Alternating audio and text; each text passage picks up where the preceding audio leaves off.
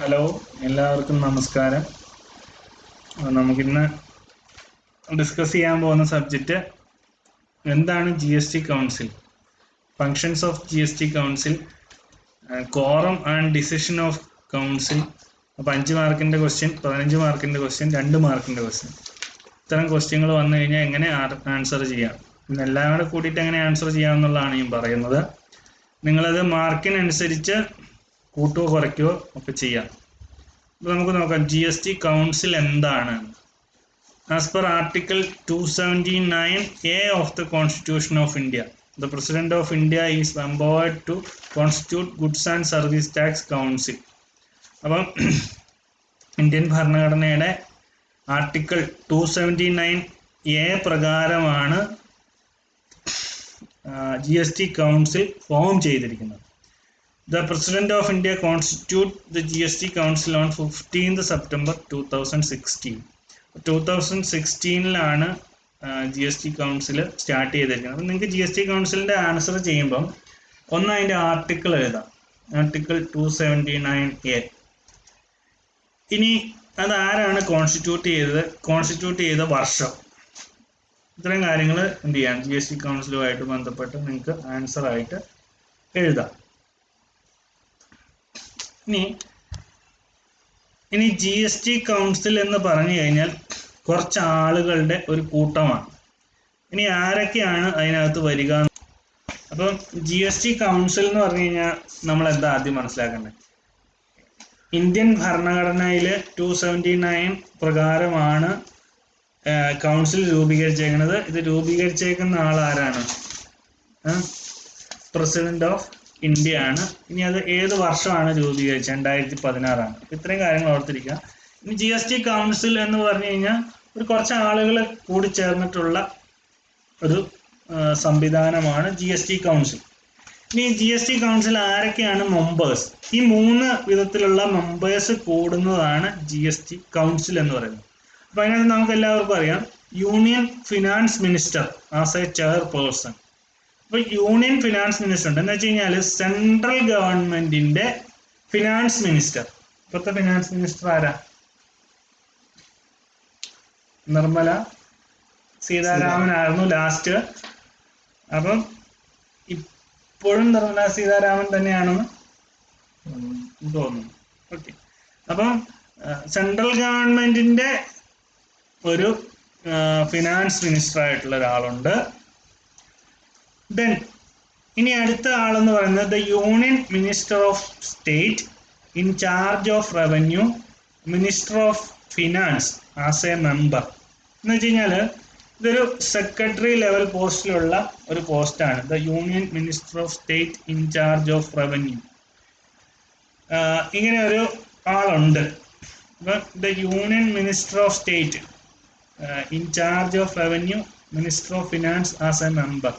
അപ്പോൾ ഇതൊരു സെക്രട്ടറി ലെവലിലുള്ള, അതായത് ഫിനാൻസ് മിനിസ്റ്ററുടെ കീഴിൽ വരുന്ന ഒരു സെക്രട്ടറി ലെവലിലുള്ള ഒരാളും കൂടെ അതിനകത്തുണ്ട്.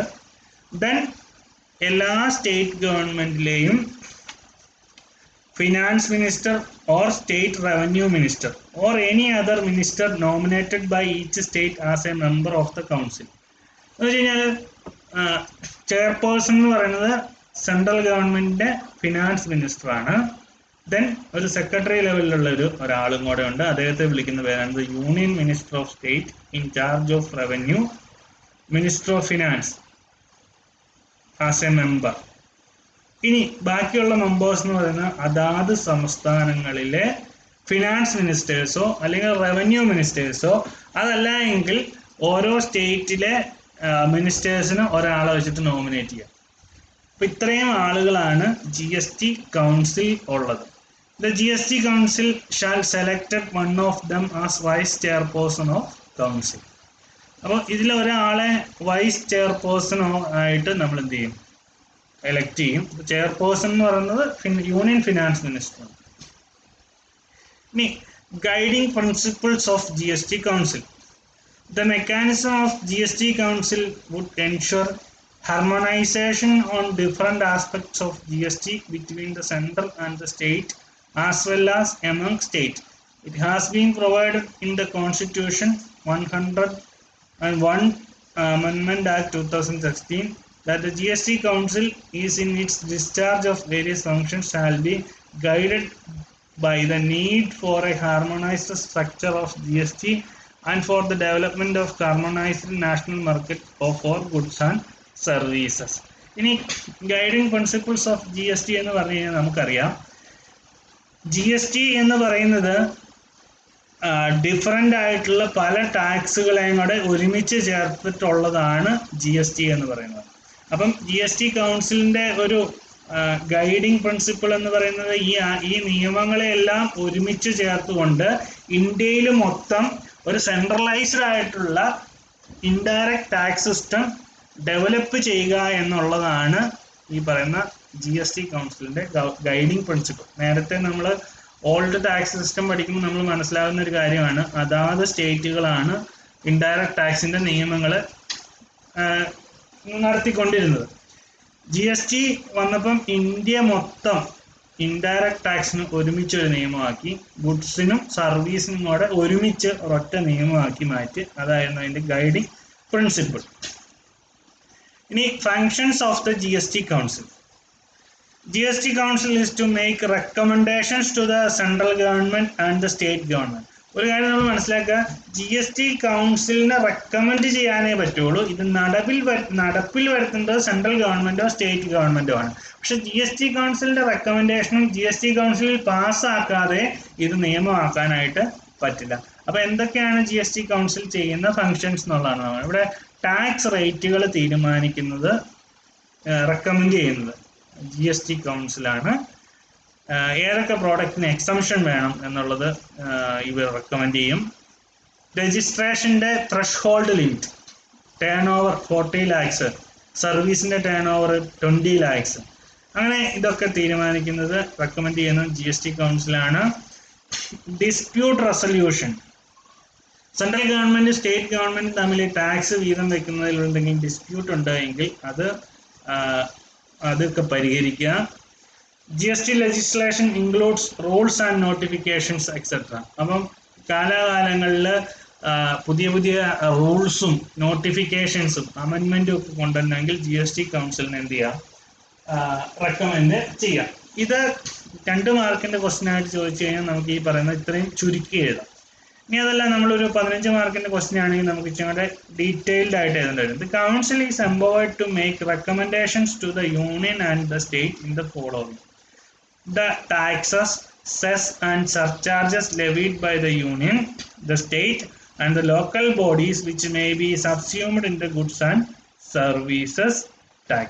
അപ്പം ഏതൊക്കെ പഴയ ടാക്സുകൾ സെൻട്രൽ ഗവൺമെൻറ് സ്റ്റേറ്റ് ഗവൺമെൻറ്റും ഒക്കെ മേടിച്ചുകൊണ്ടിരുന്ന ഏതൊക്കെ ടാക്സുകൾ GSTയിലേക്ക് കൊണ്ടുവരണം എന്ന് തീരുമാനിച്ചത് GST കൗൺസിലാണ്. അപ്പം നമുക്കറിയാം, ബേസിക് കസ്റ്റംസ് ഡ്യൂട്ടി അവരിപ്പോഴും അങ്ങനെ തന്നെ നിലനിർത്തി. പെട്രോളിൻ്റെയും ഡീസലിൻ്റെയും ഒക്കെ ടാക്സ് പഴയതുപോലെ തന്നെ നിലനിർത്തി. ഇതൊക്കെ ആരാ ഡിസൈൻ ചെയ്തത്? GST കൗൺസിലാണ്. The goods and services that may be subject to or exempted from the goods and services tax. ഏതൊക്കെ ഗുഡ്സ് GSTയിൽ നിന്ന് ഒഴിവാക്കണം, ഏതിനൊക്കെ എക്സംപ്റ്റഡ് ആക്കണം, ഏതൊക്കെ ടാക്സ് ഈടാക്കണം എന്നൊക്കെ തീരുമാനിക്കുന്നത് GST കൗൺസിലാണ്. Model goods and service tax laws, principles of levy, apportionment of integrated goods and services tax and the principles that govern the place of supply. അപ്പം ചുരുക്കി പറഞ്ഞു കഴിഞ്ഞാൽ GSTയുമായിട്ട് ബന്ധപ്പെട്ട നിയമങ്ങൾ എല്ലാം ഉണ്ടാക്കിയത് GST കൗൺസിലിന്റെ റെക്കമെൻഡേഷനോട് കൂടിയിട്ടാണ്. Collection and levy of tax എപ്പോഴൊക്കെ കളക്ട് ചെയ്യണം, എങ്ങനെ വാല്യൂ ചെയ്യണം, സെൻട്രൽ ഗവൺമെൻറ് സ്റ്റേറ്റ് ഗവൺമെൻറ്റും തമ്മിൽ ടാക്സ് എങ്ങനെ ഡിവൈഡ് ചെയ്യണം. നമുക്കറിയാം, ഇൻ്റഗ്രേറ്റഡ് ടാക്സ് 18% ആണെങ്കിൽ 50-50, സെൻട്രൽ ഗവൺമെൻറ് 50, സ്റ്റേറ്റ് ഗവൺമെൻറ് 50. അതുകൊണ്ടാണ് നമ്മൾ CGST 9, SGST 9 ഇതൊക്കെ GST കൗൺസിലിൻ്റെ റെക്കമെൻഡേഷൻസോട് കൂടിയിട്ടാണ് നടത്തുക. The threshold limit for turnover below which goods and services may be exempted from goods and services tax.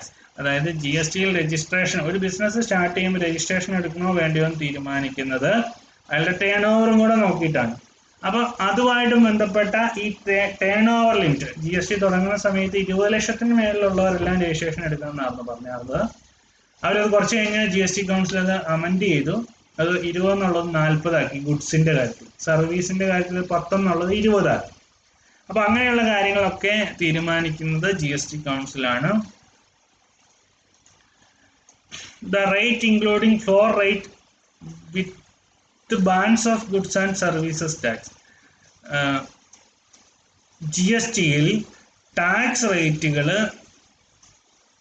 തീരുമാനിക്കുന്നത്, അതായത് ഓരോ പ്രോഡക്റ്റിനും. അപ്പോൾ അത് റവന്യൂ ന്യൂട്രൽ റേറ്റ് എന്നാണ് പറയുന്നത്. അപ്പോൾ 18% ആണ് റവന്യൂ ന്യൂട്രൽ റേറ്റ്. എന്ന് വെച്ച് കഴിഞ്ഞാൽ GSTക്ക് മുമ്പ് കിട്ടിക്കൊണ്ടിരുന്ന അത്രയും ടാക്സ് GSTക്ക് ശേഷവും കിട്ടണമെങ്കിൽ എത്ര പെർസെൻറ്റേജ് ഓഫ് ടാക്സ് കളക്ട് ചെയ്യണം, അങ്ങനെ അവർ കാൽക്കുലേറ്റ് ചെയ്തെടുത്താണ് 18%. അപ്പം അങ്ങനെയുള്ള റേറ്റുകളും കാര്യങ്ങളൊക്കെ തീരുമാനിക്കുന്നത് GST കൗൺസിലാണ്.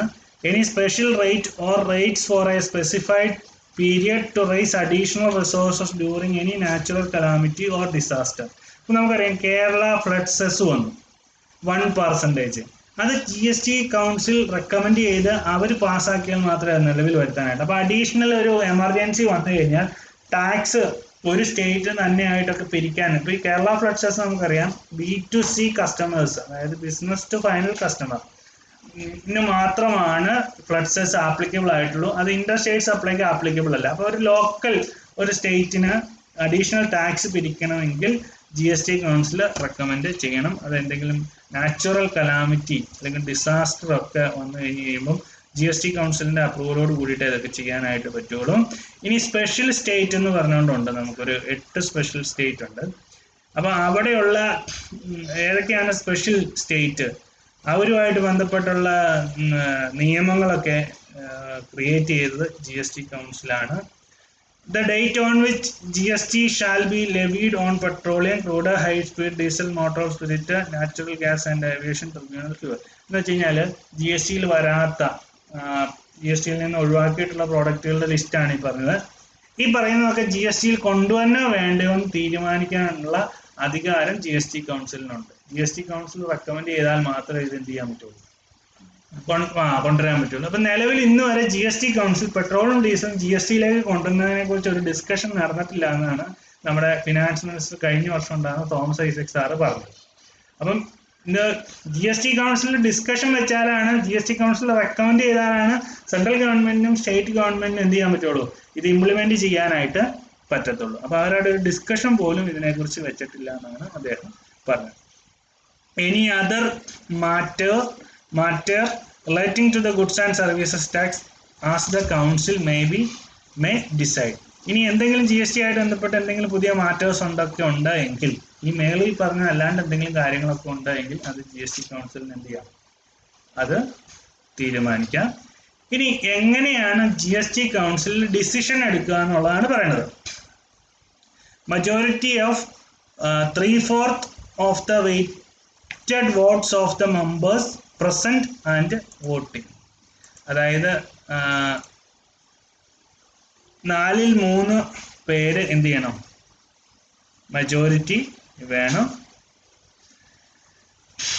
അപ്പൊ അത് GST കൗൺസിലിന് കോറം ഉണ്ട്. കോറം എന്ന് പറയുന്നത് 50, അതായത് GST കൗൺസിലിലെ 50% ഓഫ് മെമ്പേഴ്സ് എന്ത് ചെയ്യണം, മെമ്പേഴ്സ് അറ്റൻഡ് ചെയ്യുന്ന മീറ്റിംഗ് മാത്രമാണ് ഒരു വാലിഡ് മീറ്റിംഗ് ആയിട്ട് എന്ത് ചെയ്യുള്ളൂ, വിലയിരുത്താനായിട്ട് പറ്റത്തുള്ളൂ. അപ്പം നമുക്കിവിടെ നോക്കിയാൽ അങ്ങനെ 50% മെമ്പേഴ്സ് വന്നു, അപ്പോഴാണ് അതൊരു വാലിഡ് മീറ്റിംഗ് ആവുള്ളൂ. ആ വന്നതിൽ 4/3 ഭൂരിപക്ഷം ഉണ്ടെങ്കിലേ നമുക്ക് എന്തെങ്കിലും കാര്യങ്ങൾ എന്ത് ചെയ്യാൻ പറ്റുള്ളൂ, ചെയ്യാനായിട്ട്, നടപ്പിൽ വരുത്താനായിട്ട് പറ്റുള്ളൂ. ഇനി ഒരു പ്രത്യേകത കൂടെ, ഈ പറയുന്ന 4/3 വോട്ട് വരുന്നത് ഇപ്പൊ 75% വോട്ട് കിട്ടി അനുകൂലമായിട്ടുള്ള, ആ അനുകൂലമായിട്ട് കിട്ടിയ 75% പിന്നെയും കണ്ടീഷൻ പറയുന്നുണ്ട്. സെൻട്രൽ ഗവൺമെന്റിന്റെ ഭാഗത്തുനിന്ന് 1/3 ഉണ്ടാവണം, സ്റ്റേറ്റ് ഗവൺമെന്റിന്റെ ഭാഗത്തുനിന്ന് 2/3 ഉണ്ടാവണം. ഇതെന്തിനാണ് വെച്ചെങ്ങനെയെന്ന് വെച്ച് കഴിഞ്ഞാല് എല്ലാവരുടെയും ഒരു പ്രസൻസ് ഇതിനകത്ത് ഉണ്ടാവണം. ഒരു സ്റ്റേറ്റ് ഗവൺമെന്റിനോ സെൻട്രൽ ഗവൺമെന്റിനോ മാത്രമായിട്ട് ഇതിനകത്ത് ഒരു ഡിസിഷൻ എടുക്കാനായിട്ട് എന്ത് ചെയ്യാൻ പറ്റില്ല, എടുക്കാനായിട്ട് പറ്റത്തില്ല. അപ്പൊ 50% ആളുകൾ അറ്റൻഡ് ചെയ്ത മീറ്റിംഗ് വായിടാ, അപ്പൊ സെൻട്രൽ ഗവൺമെന്റ് ഭാഗത്തു നിന്നുള്ള 50% ആളുകൾ വന്ന് അറ്റൻഡ് ചെയ്ത് ഒരു നിയമം പാസ്സാക്കിയാൽ അത് പാസ്സാക്കാനായിട്ട് പറ്റില്ല. കാരണം എന്താ, അതിനകത്ത് 1/3 മെമ്പേഴ്സ് ഈ കോറത്തിൽ അല്ലെങ്കിൽ വോട്ട് ചെയ്തിരിക്കുന്ന ആ എണ്ണത്തിൽ, ടോട്ടൽ എണ്ണത്തിന്റെ 1/3 സെൻട്രൽ ഗവൺമെന്റ് ഭാഗത്തുനിന്നും 2/3 ഭാഗം സ്റ്റേറ്റ് ഗവൺമെന്റിന്റെ ഭാഗത്തുനിന്നും ഉള്ള ആളുകളാണ് എങ്കിൽ മാത്രമേ നമുക്ക് ഇതൊരു വാലിഡ് മീറ്റിംഗ് ആയിട്ട് എന്ത് ചെയ്യാൻ പറ്റുള്ളൂ, നമുക്ക് ഇത് കൊണ്ടുപോകാനായിട്ട് പറ്റത്തുള്ളൂ. അപ്പൊ നമ്മൾ നോക്കേണ്ടത് 50% ആളുകൾ മീറ്റിംഗ് അറ്റൻഡ് ചെയ്താലാണ് വാലിഡ് മീറ്റിംഗ് ആവുള്ളൂ. അതിനെയാണ് നമ്മൾ കോറം എന്ന് പറയുന്നത്. ഇനി എന്തെങ്കിലും ഒരു നിയമം പാസ്സാക്കണമെങ്കിൽ 3/4 മെജോറിറ്റി ഓഫ് വോട്ട് ഉണ്ടാവണം. ഇനി അതിൽ വോട്ടെടുപ്പ് നടത്തിയതിൽ 1/3 സെൻട്രൽ ഗവൺമെന്റും 2/3 സ്റ്റേറ്റ് ഗവൺമെന്റും ആയിരിക്കും. ഇത്രയുമാണ് നമുക്ക് GST കൗൺസിലുമായിട്ട് ബന്ധപ്പെട്ട കാര്യങ്ങൾ നമുക്ക് ഡിസ്കസ് ചെയ്യാനുള്ളത്. അപ്പോൾ ഫങ്ഷൻസ് ഓഫ് GST കൗൺസിൽ എന്തൊക്കെയാണെന്ന് ചോദിച്ചാലും അല്ലെങ്കിൽ ഡ്യൂട്ടീസ് ഓഫ് GST കൗൺസിൽ എന്താണെന്ന് ചോദിച്ചാലും ഒക്കെ നമുക്ക് ഇത് വെച്ചിട്ടാണ് ആൻസർ ചെയ്യേണ്ടത്. അപ്പോൾ എല്ലാവരും നന്നായിട്ട് എക്സാം എഴുതുക. എല്ലാവർക്കും all the very best. Okay, thank you.